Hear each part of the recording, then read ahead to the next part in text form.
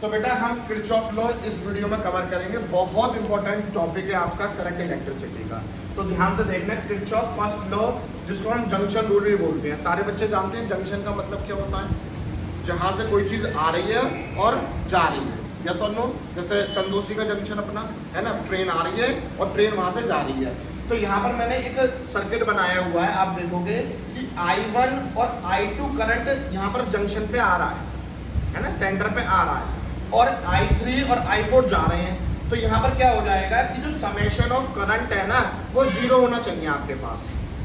मतलब क्या हुआ सर, समझ में नहीं आया? तो यहाँ पर देखो I1 और I2 आ रहे हैं, है ना। तो जो जंक्शन की तरफ आ रहे हैं तो उन्हें हमने पॉजिटिव में लिख दिया है, और जो जंक्शन से जा रहे हैं उन्हें हमने माइनस में लिख रखा है, is equal to 0।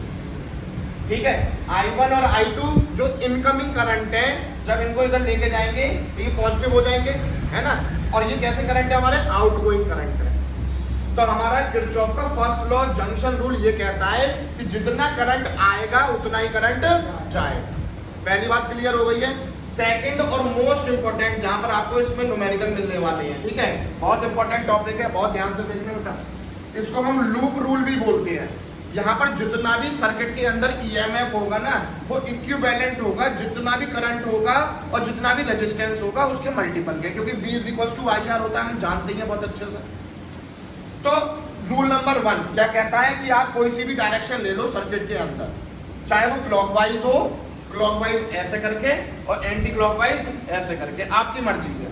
Second rule ये कहता है कि मान लो ये सर्किट है आपके पास और सर्किट में ईएमएफ दे रखा है, ठीक है, ये पॉजिटिव टर्मिनल है, ये नेगेटिव टर्मिनल है। तो हमारे पास जो वोल्टेज होगा ये प्लस से माइनस की तरफ जा रहा है। ध्यान रखना, और किताबों में या और टीचर्स अलग तरीके से बताएंगे आपको, लेकिन ये भी ठीक है। ये पॉजिटिव टर्मिनल है और ये नेगेटिव टर्मिनल है, ठीक है। अगर आपने जो डायरेक्शन ली है वो पॉजिटिव से नेगेटिव की तरफ जा रही है, तो आपके पास जो वोल्टेज आएगा वो माइनस का आएगा। यस और नो? जब क्वेश्चन करेंगे तो और अच्छे से समझ में आएगा, अभी मैं सिर्फ रूल बता रहा हूँ। थर्ड देखो बेटा, अगर मान लो सेम कंडीशन है, लेकिन यहाँ पर क्या है, नेगेटिव टर्मिनल है, ये पॉजिटिव टर्मिनल है, लेकिन अब मेरा जो डायरेक्शन है वो नेगेटिव से पॉजिटिव की तरफ जा रही है, तो ईएमएफ हमेशा पॉजिटिव होगा।